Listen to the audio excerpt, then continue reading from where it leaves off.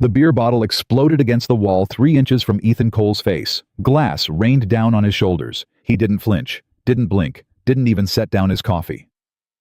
"I said move, old man." The Marine sergeant cracked his knuckles, 6 men grinning behind him. "Or do we gotta teach you some respect?" Ethan slowly looked up. 41 years old. Tired eyes. A faded photograph of a little boy tucked in his breast pocket. He smiled, and that smile made the loudest Marine go quiet. What those 6 bullies didn't know. By sunrise, they'd be face down in the sand, begging a single father to stop. Drop a comment. What city are you watching from tonight? I want to see how far this story has traveled. And if you believe quiet men carry the loudest storms, hit that subscribe button right now, because what happens next, nobody saw coming. The mess hall at Camp Lemonnier smelled like burnt coffee and diesel fuel. It was 21:47 hours Djibouti time. The fluorescent lights buzzed overhead like dying insects, and most of the base had already cleared out for the night. Just a few stragglers left, radio operators coming off shift, 2 Air Force mechanics nursing energy drinks, and a single man sitting alone at a corner table with his back against the wall. Chief Petty Officer Ethan Cole, 41 years old, 6'2", hair cut high and tight going silver at the temples. He wore a faded gray t-shirt with no insignia, no name tape, no markings of any kind. Civilian boots, civilian watch. The only thing military about him at that moment was the way he sat back, straight eyes constantly tracking every door, every window, every person who walked past. 21 years in the teams will do that to a man. In front of him sat a cup of black coffee, cold now, a half-eaten plate of dried-out lasagna, and a small leather wallet open just enough to show the photograph inside. A boy, maybe 8 years old, missing 2 front teeth, holding up a fishing rod with a tiny bass dangling from the line, grinning like he just caught a marlin. Ethan stared at that photograph the way some men stare at scripture. Why, his son, Caleb, back home in Virginia Beach with his grandmother because Ethan's wife, God rest her, had been gone 3 years now. Cancer. The kind that doesn't ask permission and doesn't take prisoners. He'd held her hand when she went, and 2 weeks later, he was on a transport plane back to the sandbox because that's what the job demanded. 3 weeks until he'd see Caleb again. 3 weeks until he could hold his boy and smell the kid's hair and pretend just for a few days that he was a normal father with a normal life. 3 weeks. He took a slow sip of the cold coffee. That's when the door slammed open. 6 men walked in like they owned the building. Marines. Recon, judging by the way they carried themselves. Big boys, all of them 25 to 30 years old, thick necks, fresh tattoos, the kind of swagger that comes from being the biggest fish in a small pond and forgetting that the ocean exists. The one in front was a sergeant named Brett Halloran, 6'4", shoulders like a refrigerator. He had a voice that filled every room he walked into, whether anyone wanted it filled or not. "Boys, look at this dump," Halloran announced. "We came all the way out here for this." The other 5 laughed on cue. They moved through the mess hall like they were inspecting it, knocked over a chair, grabbed a cold sandwich off the counter without paying. The poor kid behind the food line, a corporal who couldn't have been older than 19, just stood there, eyes wide, not knowing what to do. Halloran clapped him on the shoulder. "Relax, son. We're heroes. We get to take what we want." More laughter. Ethan didn't look up. He kept his eyes on the photograph of his boy. But his right hand, the one resting flat on the table, slowly curled into a loose fist. Just once. Then relaxed. The Marines fanned out, claiming a long table in the middle of the mess hall. They dropped their gear, slammed their boots up on chairs. One of them, a stocky kid named Riggs, pulled out a Bluetooth speaker and started blasting hip-hop loud enough to rattle the windows. The 2 Air Force mechanics in the corner exchanged a look, got up, left. The radio operators followed 30 seconds later. Within 2 minutes, the mess hall had cleared out completely. Except for Ethan Cole. Halloran noticed. He noticed the way one man at the corner table hadn't moved, hadn't reacted, hadn't even glanced up, just kept sipping his cold coffee like the world wasn't happening around him. Woshi. And to a man like Brett Halloran, a man whose entire identity was built on being seen, being feared, being the loudest voice in every room, being ignored, was the worst insult of all. He nudged the Marine next to him, a wiry corporal named Diaz. Hey, check out Grandpa over there." Diaz turned, squinted. "The old guy." "Yeah, sitting there like he owns the place. The whole table turned to look. Ethan still hadn't looked up. Halloran grinned. He stood up slowly, cracked his neck, and started walking across the mess hall. His boots echoed on the linoleum. The other 5 Marines followed, fanning out behind him like a wolf pack. Ethan kept his eyes on the photograph. Halloran stopped about 4 feet from the table. He put his hands on his hips, looked Ethan up and down. "Hey, buddy." Ethan didn't respond. "I said, hey, you deaf or something?" Ethan slowly took another sip of coffee, set the cup down. Then finally he raised his eyes. He didn't speak. He just looked at Halloran. And there was something in that look, something quiet and patient and very, very old, that made the smile on Halloran's face flicker for just a half second, like a candle in a draft. Then it came back twice as bright, twice as forced. "Yeah, there we go. There's Grandpa." Halloran turned to his squad and grinned. "Boys who let this good-for-nothing in here." "This is the senior officer's mess, ain't it? You some kind of janitor, old man?" Riggs laughed. "Probably wandered in from the civilian contractor side. Bet he changes the light bulbs." "Nah, look at his hands," Diaz said, pointing. "Those are mechanic's hands. He's a grease monkey." Ethan looked down at his own hands. They were calloused, scarred. The knuckles thick from decades of training, 2 of the fingers on his left hand slightly bent from where they'd been broken and reset in the field. He looked back up at Halloran. Still didn't speak. "What's the matter? Gramps' cat got your tongue." Halloran leaned in, putting one hand on the table and looming over Ethan. "Or maybe you forgot how to talk somewhere between the early bird special and your nap." The Marines howled. Ethan slowly closed his wallet, slid it into his pocket. Then he reached for his coffee cup again. That's when Halloran smacked it. The cup flew off the table, spinning end over end, and shattered against the wall. Cold coffee splashed across the floor. The mess hall went silent. The kid behind the food counter, the 19-year-old corporal, actually took a step back like he was watching a building collapse in slow motion. Ethan looked at the puddle of coffee on the floor. Then he looked at Halloran. For a long, long moment, he didn't say anything. Then very quietly, "That was my coffee." Halloran's grin spread wider. "Oh, I'm sorry, Princess. Did I spill your whittle drink? You want to cry about it?" "No," Ethan said. "No. No. I want you to leave." The Marines burst out laughing. "You hear that, boys? He wants us to leave, like we're the ones who don't belong here." Halloran turned back to Ethan, and now there was something darker in his eyes. The laughter was a mask. Underneath, he was looking for a fight. He'd been looking for one all night. "I tell you what, old man, how about you leave? How about you take your sad little wallet and your sad little life and you walk on out of here before something bad happens?" Ethan tilted his head slightly. "Something bad. Yeah, something bad." "Like what?" Halloran leaned in closer, so close that Ethan could smell the chewing tobacco on his breath. "Like maybe me and the boys decide to teach you what happens when civilians forget their place." Ethan didn't move. "I'm not a civilian," he said quietly. That stopped Halloran for a second. He squinted, looked Ethan up and down again. The plain t-shirt, the unmarked clothes, the civilian boots. "Yeah, what are you then?" Ethan didn't answer. He just stared. Riggs pushed in beside Halloran. "Bet he's some washed-up army puke. Look at him, Brett. Probably got medically discharged after he hurt his back tripping over a tent peg." Diaz chimed in. "Nah, he's Coast Guard. Look at the eyes. Total coastie." "Coast Guard, that's funny." Halloran's grin came back. "That's what you are, ain't it, Gramps? You drive boats around looking for jet skiers." Ethan exhaled slowly through his nose. He thought about Caleb. He thought about 3 weeks. 3 weeks until he could go home and be a dad again.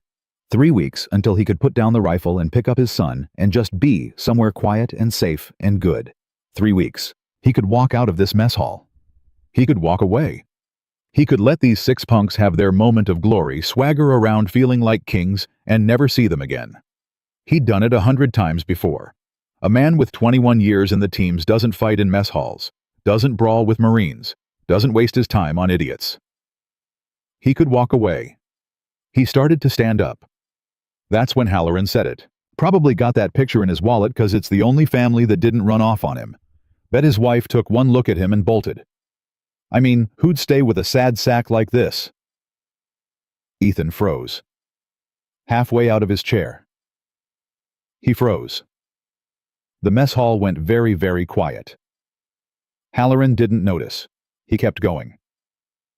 What's her name, Gramps, your ex? Bet she's got a real man now somewhere back home. Somebody who actually... Stop talking. 2 words. Quiet, flat. Yeah, but something in the way Ethan said them made Halloran's mouth click shut. Ethan slowly straightened up to his full height. 6'2", square shoulders. And for the first time all night, he wasn't looking at Halloran like a tired old man tolerating a kid's tantrum. He was looking at him the way a wolf looks at a rabbit.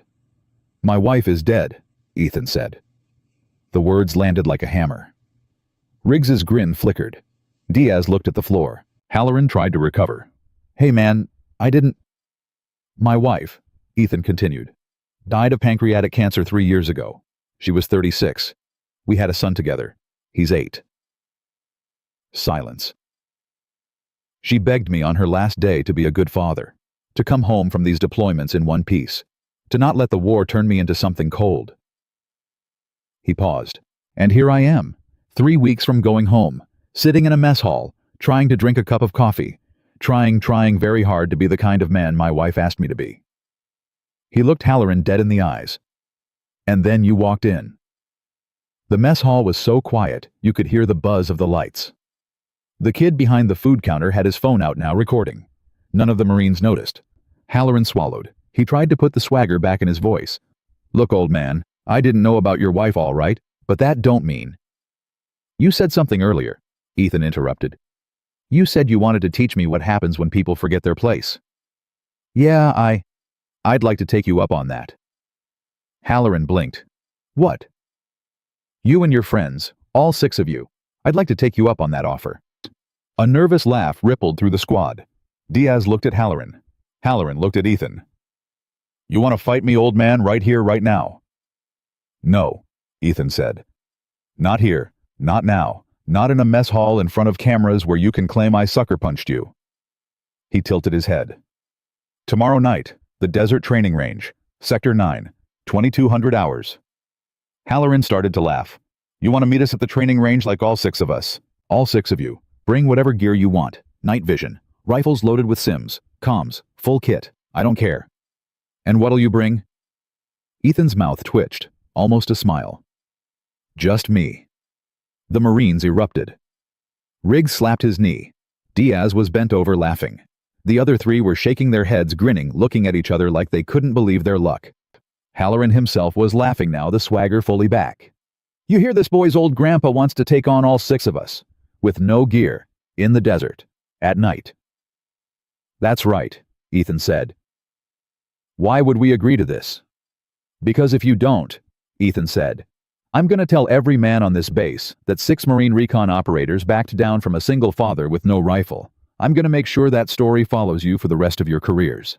Halloran's grin tightened. And if you do agree, Ethan continued, and you win, you can tell that same story your way. You can be the heroes who put the old man in his place. Either way, you get what you want. He stepped around the table closer to Halloran. Very close.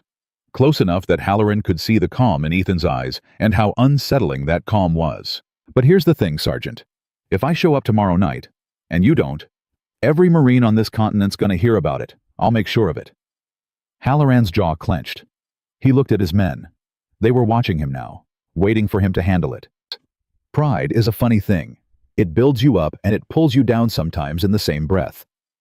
Halloran had been climbing Pride's ladder for 28 years, and he'd never once stopped to look down and see how high he'd gotten or how far he'd fall. He squared his shoulders. All right, Gramps, 2200, Sector 9. Don't cry when we send you home in a body bag. Ethan nodded once.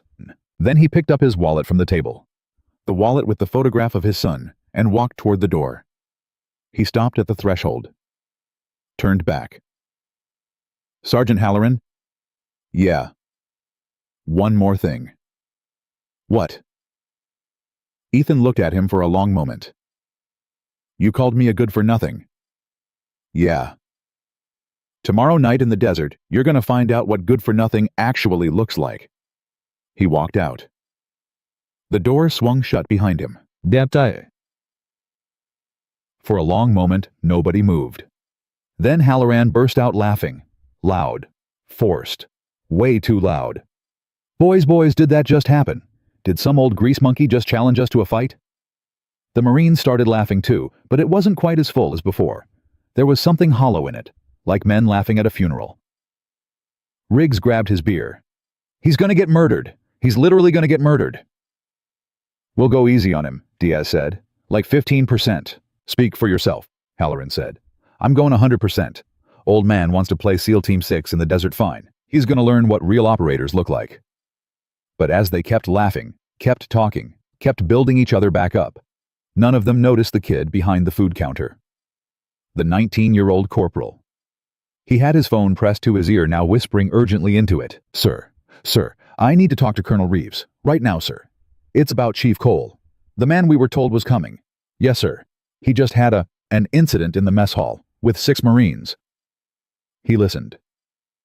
His face went pale. "Sir," he whispered. "They don't know who he is. They have no idea. They just challenged him to a fight tomorrow night." He listened again. Then a small, slow smile crept across his face. "Yes, sir. I'll keep my mouth shut. I won't say a word." He hung up, looked at the puddle of coffee on the floor, and quietly to himself said, "You poor dumb sons of bitches." Outside the mess hall in the cool desert night, Ethan Cole was already walking back to his quarters, slow, steady steps, hands in his pockets. His phone buzzed. He pulled it out. A text message from a Virginia number. "Daddy, when are you coming home? I lost another tooth. Grandma says you'll be proud. Love you." Ethan stopped walking. Bow. He stood there in the middle of the dark base, the wind moving the sand around his boots, and he read the message 3 times. Then he typed back. 3 weeks, buddy. Daddy's gonna be home in 3 weeks. I'm so proud of you. I love you more than anything in this world." He hit send, slid the phone back into his pocket, and kept walking toward his quarters where his gear was waiting, where the rifle he hadn't touched in 2 months was waiting, where 21 years of muscle memory was waiting. 3 weeks until home.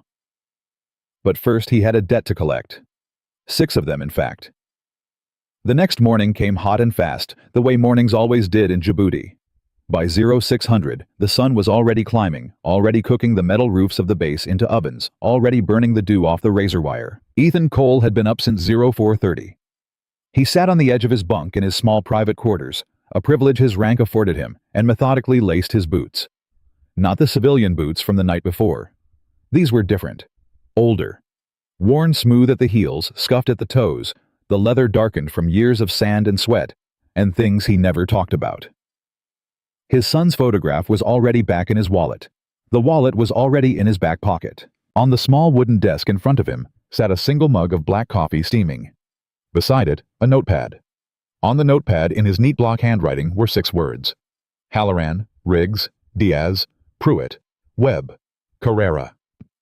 He'd memorized their names from the patches he'd seen on their gear bags the night before.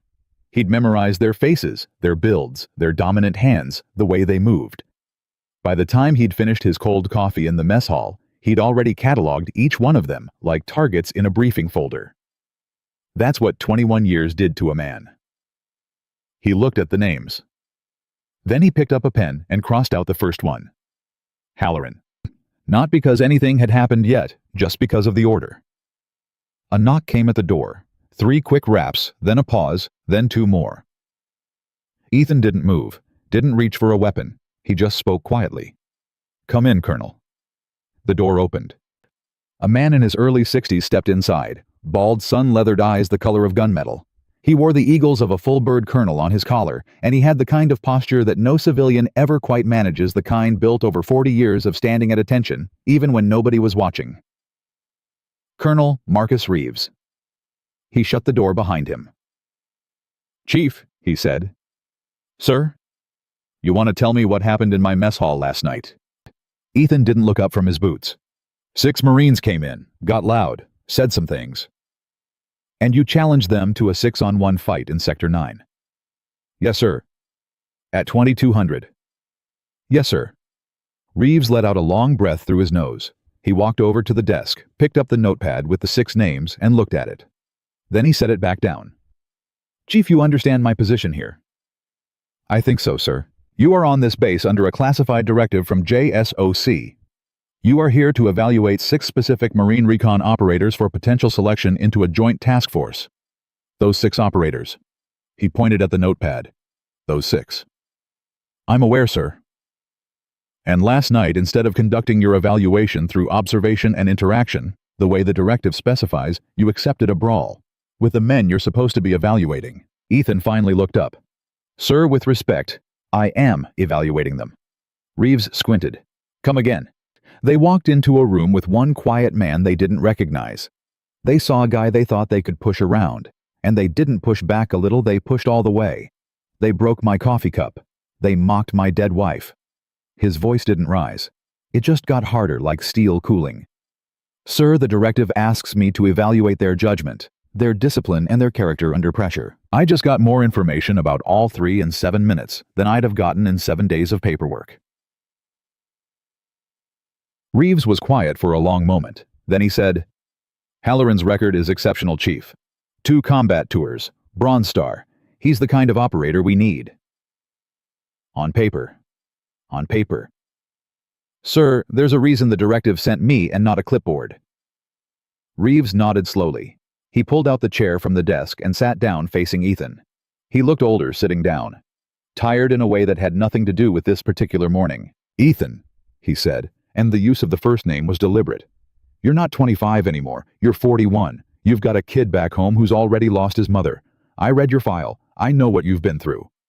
Sir, let me finish. I know what you can do. I've seen the after-action reports. I know that out of every man on this base, you are statistically the last one those 6 Marines should pick a fight with. I know that, son. He leaned forward. Bet. But I need you to understand something. If you go out there tonight and one of those boys gets seriously hurt, I am going to have a mountain of paperwork and a ruined task force and 6 families wondering why their boys came home in pieces. Do you hear me? Ethan nodded once. I hear you, sir. So tell me right now, man to man, are you going to hurt them? Ethan was quiet for a moment. He stood up, walked over to the desk, picked up the notepad with the 6 names, looked at it. Sir, he said, I'm not going to hurt their bodies. They're going to walk away from this with bruises and maybe a sprain. That's it. And what are you going to hurt? Ethan met his eyes. Their understanding of who they are. The colonel held his gaze for a long beat. Then he stood up. 2200 Sector 9, he said quietly. I'll have a medical team on standby out of sight, and I'll have the range cleared.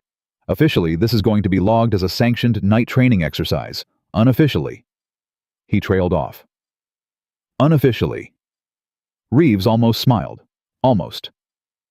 Unofficially, Chief, I've been waiting 15 years to see Brett Halloran get taught a lesson he can't argue with.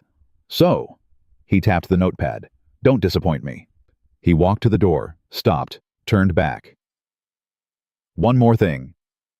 Sir. Your son, Caleb. How old is he now? 8, sir. The colonel nodded slowly. My boy was 8 when I missed his Little League championship. I was overseas. He hit a home run that game. First one of his life. He looked at the floor. I never got that back, Chief. I want you to remember that. 3 weeks. Don't do anything tonight that takes those 3 weeks away from your boy. He opened the door and left. Ethan stood there alone in the quiet room for a long time. Then he sat down and finished lacing his boots. The day passed the way days pass when you're waiting for something. Slowly. Then suddenly, all at once.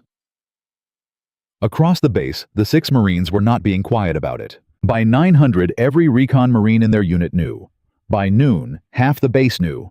By 1500, the rumor had crossed over to the Air Force side, and somewhere around 1600, it reached the contractors and even some of the Djiboutian liaison staff. The story they told was simple, and getting more colorful with every retelling. Some old grease monkey in the mess hall had mouthed off to Sergeant Halloran. Halloran was going to teach him a lesson. 6 of them in the desert tonight. The grease monkey had said he didn't need a weapon. Yeah, that's right. No weapon. The Marines were laughing. But the SEALs on base there were 3 of them, all assigned to other operations, all keeping a quiet distance from Ethan because they knew his reputation. The SEALs were not laughing. They were also not warning anyone. A senior chief named Carl Brennan was in the gym at around 1700 lifting weights when one of the Marine Recon kids, Pruitt, the youngest of the 6, strutted in with 2 of his buddies talking loud about how they were gonna drop the old man and send him crying back to Civvy Street. Brennan racked the weights, looked at Pruitt. Pruitt was 24 years old, 5'10", built like a fire hydrant, cocky as a rooster. "You boys talking about Sector 9 tonight?" Brennan asked casual. "Yeah, you heard about it," Pruitt grinned. "Whole base heard about it. Some old pogue thinks he's gonna take on 6 Marine Recon." "Who's the old pogue?" "Some guy named Cole." Brennan picked up his towel, wiped his face slowly, hid his expression in the towel. "Cole, huh?" "Yeah, sad-looking dude. City clothes, probably some contractor who got drunk and ran his mouth." Brennan lowered the towel, looked at Pruitt with an expression so blank it almost looked friendly. "Son," he said, "can I give you some advice?" "Sure, old-timer." "Don't go tonight." Pruitt laughed. "What?" "Don't go. Tell your sergeant you got a stomach bug. Tell him your grandma died. Tell him you found Jesus. I don't care what you tell him. Just don't go." Pruitt looked at his buddies and laughed harder. "You serious right now?" Brennan tossed his towel into the laundry bin. "Dead serious." "Why?" The SEAL senior chief looked at Pruitt for a long moment. Then he just shook his head, walked toward the locker room, and called back over his shoulder. "Because I don't want to write a letter to your mother, kid." He left. Pruitt stood there with his buddies, the grin slowly fading off his face. "What the hell was that?" one of them asked. "I don't know," Pruitt said. "Some old SEAL trying to scare us, I guess." "Yeah," the other one said. "Yeah, that's all it is." But Pruitt didn't laugh again for a long time after that. By 1900 hours, the sun was bleeding out over the desert. In a small briefing room on the east side of the base, the 6 Marines were gearing up. Mounts Halloran was running the show, of course. He'd printed out a topographical map of Sector 9 and pinned it to a corkboard. He had a laser pointer. He was pacing back and forth in front of the map like a coach before a championship game. "All right, listen up. This is gonna be quick, and it's gonna be embarrassing for our boy Cole, but I want it done right." He tapped the map. Sector 9 is 2 square clicks of mixed terrain. Open desert in the center, rock formations to the north and south, and a partially collapsed mock village in the eastern quadrant, the one we used for room clearing exercises last month. We sweep it in a 6-man line. Riggs raised a hand. "Sir, if he's unarmed, why are we even formation sweeping? Just have him come to the village and we beat him up." Halloran grinned. "Riggsy, my boy, it's about the experience. The man wants a hunt, let's give him a hunt. We sweep west to east, we drive him toward the village, and we corner him there. Then we have a polite conversation with our fists about the importance of respecting Marine Recon." The Marines laughed. But it wasn't quite the laugh from the night before. Diaz cleared his throat. "Brett, real talk for a second." "What?" "You looked at his eyes last night." Halloran turned. "What about his eyes?" "He didn't blink, man, the whole time. I've been in this for 6 years. Even the toughest dudes, they blink. They flinch. He didn't do either." Halloran waved it off. "He's some old PTSD case who's learned to fake the 1,000-yard stare. Probably been working on it in the mirror for 15 years. "Yeah," Diaz said. But he didn't sound convinced. A quiet voice from the corner. Webb, the squad's medic. Sergeant Brennan said something to Pruitt at the gym. Halloran turned. "What?" Pruitt cleared his throat. "Yeah, some old SEAL senior chief. He told me not to come tonight. Said he didn't want to write a letter to my mom." The room went quiet. Carrera, who hadn't said a word all night, spoke up for the first time. "Brett, maybe we look this dude up, just to be sure." "Look him up." "Yeah, just check the system, see who he is, make sure we're not walking into something." "You afraid, Carrera?" "I'm being smart." Halloran stared at him. For about 10 seconds, the room stood on a knife's edge. Halloran was the senior man. Halloran's pride was on the line. If Halloran said, "Look him up," they'd look him up. If Halloran said no, they wouldn't. Halloran looked at his men. He looked at the corkboard. He looked at the topographical map of Sector 9. And his pride won. We don't need to look him up. We're Marine Recon. We are the tip of the spear. And tonight we're going to show some sad old man what that spear feels like. He clapped his hands. Gear up. Wheels up at 21:30. Move. The Marines stood up, started gearing up. But Carrera stayed seated for a moment looking at the map. He had a wife and a baby daughter back in San Antonio. He had a feeling in his gut that he didn't like. He shook it off finally and stood up to gear up with the rest. While the Marines were gearing up in their well-lit briefing room, Ethan Cole was sitting on the edge of his bunk in the dark. He hadn't turned the lights on. He didn't need to. His gear was already laid out on the desk. He'd been getting ready for things like this since before 3 of those Marines had been born, and his hands moved without thought. Black tactical pants.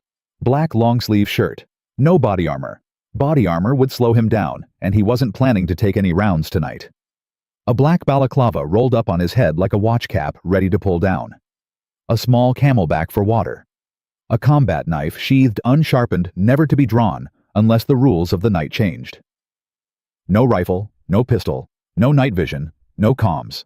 Halloran had been told he could bring whatever he wanted. Ethan was bringing his hands and his patience. There was one more thing on the desk. A small wooden cross. About 4 inches tall. It had been carved by his wife in the last month of her life. She'd taken up wood carving when the chemo got bad, and she could no longer do the things she loved, and she'd told him on her last night that she wanted him to carry it on every deployment.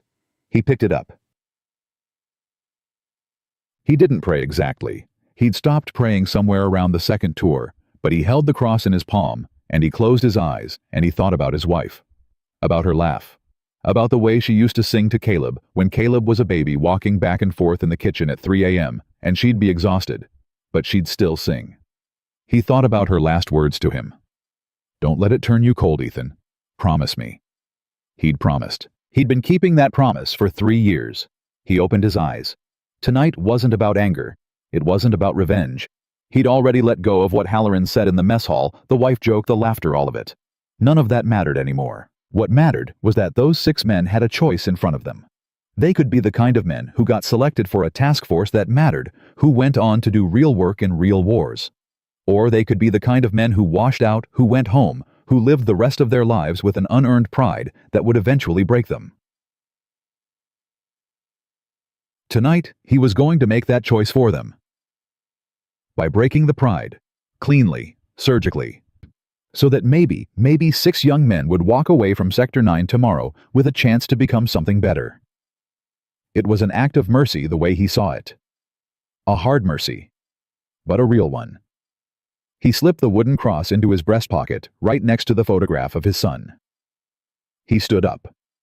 He picked up his gear, and he walked out into the desert night. At 21:55 hours, 6 Marines stepped out of a Humvee at the western edge of Sector 9. They wore full kit.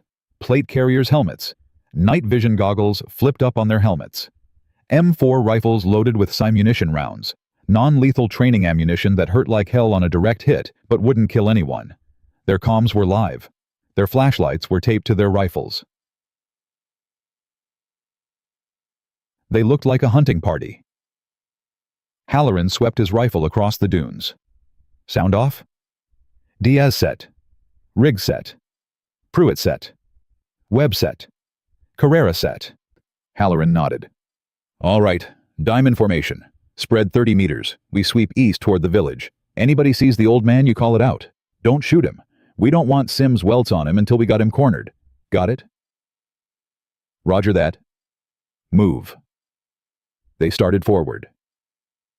The desert was silent around them. The moon was a thin curve barely lighting anything. Their night vision goggles painted the world in soft green. For the first 300 meters, nothing happened. They moved methodically, carefully sweeping their sectors. Halloran felt good, felt confident, felt the swagger coming back. He keyed his comm. Anybody got eyes on Grandpa? Negative, negative, negative. He's probably hiding behind a rock somewhere, Riggs said, laughing, curled up in a ball waiting for his mom to come pick him up. A few chuckles on the comms. Then suddenly Riggs's chuckle cut off mid-breath. Just stopped. The radio went silent. Riggs, Halloran said. Riggs, you copy. Nothing. Diaz eyes on Riggs. He's on your 9. A pause. Brett. Diaz's voice was suddenly very tight. I don't see him. What do you mean you don't see him?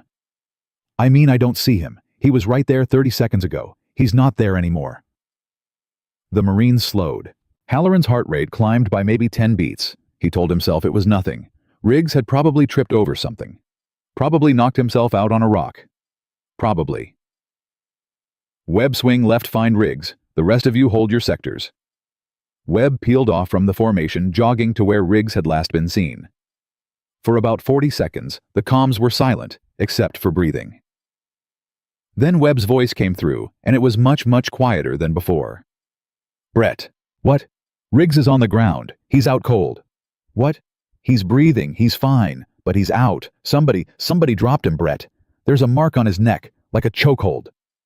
The Marines froze. Halloran spun in a slow circle, sweeping his rifle across the dunes. Through his night vision, he saw nothing. Not a heat signature. Not a movement. Not a shape that didn't belong. Just sand. Just darkness. Just the desert. His mouth had gone dry. Everybody, form up on me, right now. Tight defensive perimeter, move. The 5 remaining Marines started moving toward Halloran's position. And somewhere in the dunes, watching them through eyes that didn't need night vision, because they'd been trained for 21 years to see in the dark, Chief Petty Officer Ethan Cole lay flat against the sand. He was already moving toward his second target. He wasn't smiling. He wasn't angry. He wasn't anything. He was just doing the job. In his breast pocket, the wooden cross his wife had carved sat right next to the photograph of his son. 3 weeks until home. But first 5 more. The 5 Marines collapsed inward like a fist closing. They stood back to back, rifles up, sweeping in tight overlapping arcs. Halloran was breathing through his nose, trying to control his heart rate, trying to think. Webb, you got Riggs. Affirmative. He's coming around. Slow. Drag him to the rock formation on your 6. Cover him there. Stay with him. Roger. That was 4 left in the formation now. Halloran, Diaz, Pruitt, Carrera. Plus Webb tied up babysitting Riggs. Halloran did the math in his head and didn't like what he came up with. Listen up, he hissed into the comm. Old man got lucky on Riggs. Riggs was lazy with his sector. That's not going to happen again. We hold this perimeter. We wait him out. We let him come to us. He has no rifle. He has no comms. He has no advantage. We just have to be patient. Brett, Carrera's voice, calm but tight. How does an unarmed man take out a Marine in full kit without making a sound? He doesn't. Riggs got jumped. Probably tripped, hit his head, and the old man got lucky. That's all. You believe that? I'm telling you that's what happened, Carrera. Silence on the comms. The desert was so still it almost hurt to listen to it. Then somewhere off to the south, maybe 70 meters out, a small sound. A pebble displaced, skittering against rock. Pruitt swung his rifle. Contact south, 70 meters, maybe 100. Hold, Halloran ordered. Don't shoot. Don't break the perimeter. Stay tight. They held. For about 40 seconds, nothing. Then another sound. North this time. A faint scrape like cloth on stone. Pruitt swung his rifle again. Contact north. Hold. Then west. Then east. Then south again. Pruitt's voice was rising. Brett, he's circling us. He's circling. He can't circle 4 men in perimeter. That's not possible. He's making sounds in different places. Stay calm. But Pruitt wasn't calm. Pruitt was 24 years old, and his heart was hammering, and his mouth was full of dust, and his rifle was starting to shake just a little, and he was thinking about what that SEAL senior chief had said in the gym. I don't want to write a letter to your mother, kid. He took half a step forward out of the perimeter. Just a half step, just to get a better angle on the sound to the south. Pruitt, hold your position. I'm just gonna... Pruitt. A blur of motion low to the ground came out of the dark from the side. None of them were watching. Not the south. Not the north. The east, where Webb had been a minute before, where the perimeter was thinnest now. Pruitt saw it. It was the last thing he saw before something hit him just behind the ear, not hard enough to fracture anything, just hard enough to switch off the lights in his skull, and he dropped. Just dropped. like someone had cut a string. His rifle hit the sand a half-second after he did. "Pruitt is down," Diaz shouted. The 4 Marines opened up. Shattered. Simunition rounds chattered into the darkness in 3 directions, kicking up little plumes of sand hammering against rocks, tearing through the empty space where they thought a man might be. Halloran was screaming into the comm. "Ceasefire! Ceasefire!" The shooting stopped. The desert went silent again. Halloran's voice was hoarse. "Sound off." Diaz set. Carrera set. Webb still with Riggs. He's awake but groggy. Whoa. 3 names answering. The 4th Pruitt lay 6 feet from Halloran's right boot, breathing slow and even completely unconscious. The rifle that had been in his hands a minute ago was gone. Gone. Halloran felt it then, just for a second. The thing he'd been pushing down all night. Fear. Cold, sliding down his spine, wrapping around the back of his neck. He shook it off. "He took Pruitt's rifle," Carrera said quietly. "I know. He didn't have a weapon, now he does. I know, Carrera. I have eyes. Brett, listen to me. We need to call this, right now. We get on the base channel, we tell them we got a man down, we end this thing." Halloran's jaw clenched. He knew Carrera was right. He knew in his bones that the smart thing to do was call it. 2 men down. An unknown attacker who was clearly not what they'd thought. Pride was one thing, but pride didn't bring men home. He knew that. But there were 3 Marines still standing plus Webb. They were still 4 against 1. The old man had gotten the drop on Riggs through luck and on Pruitt, because Pruitt broke the perimeter. Marine Recon doesn't lose to 1 man in the desert. Marine Recon doesn't get scared off by some has-been Navy guy. If he called it now, he'd have to live with it. The story would follow him for the rest of his life. Hell, the story was already going to follow him. Half the base knew about tonight. If he ran home with his tail between his legs, he might as well submit his retirement paperwork in the morning. He had 1 shot to turn this around. "We push to the village," he said. "Brett, Dumpe." "We push to the village, Carrera. The mock village in the eastern quadrant. It's 300 meters out. We get inside the structures. We turn the urban environment to our advantage. The old man can't stalk us in a building. Or we call this in. We push to the village." "Brett, listen to yourself." "I said we push to the village. That's an order, Corporal." A long, terrible pause on the comm. Then Carrera's voice quiet. "Roger that, Sergeant." Halloran turned. "Webb, you copy?" "Copy, Brett." "Get Riggs up if you can. If you can't, leave him in the rocks with the radio. We need every gun we got. We're moving to the village, 300 meters east. Move now." "Brett, Riggs can't even walk straight." "Then leave him. Cover him with rocks if you have to. Get to the village." A pause. Then, "Roger." Halloran kicked Pruitt's boot. "Pruitt's out. We're not carrying him. He'll be fine. Come on." The 3 Marines moved. They didn't run. They moved in a tight wedge, rifles up, sweeping every direction, taking turns covering each other's 6. 250 meters to go. 200. 150. Halloran's lungs were burning. Not from exertion. From the breath he kept holding without realizing it. 100 meters. The dark shapes of the mock village rose out of the desert ahead of them. 6 concrete structures half-built, designed to simulate a small Middle Eastern town for room-clearing exercises. Some had roofs. Some didn't. The streets between them were narrow. It was a maze. "Get inside the central building," Halloran ordered. "The 2-story one. We hold the high ground." They sprinted the last 50 meters. They did. The 2-story structure had a single ground-floor entrance and a stairwell leading up. They piled through the door, and Halloran kicked it shut behind them, jamming a piece of rebar through the handles. For about 10 seconds, all 3 of them just stood there breathing. Then Halloran said, "Where the hell is Webb?" Diaz looked behind them, looked through the small slit window beside the door. "He's not behind us, Brett." Webb, you copy?" Static. "Webb, do you copy?" More static. Then a voice. Not Webb's voice. A calm voice. Quiet. Almost patient. "Webb's not coming." Halloran's blood stopped moving. Who is this? You know who this is, Sergeant?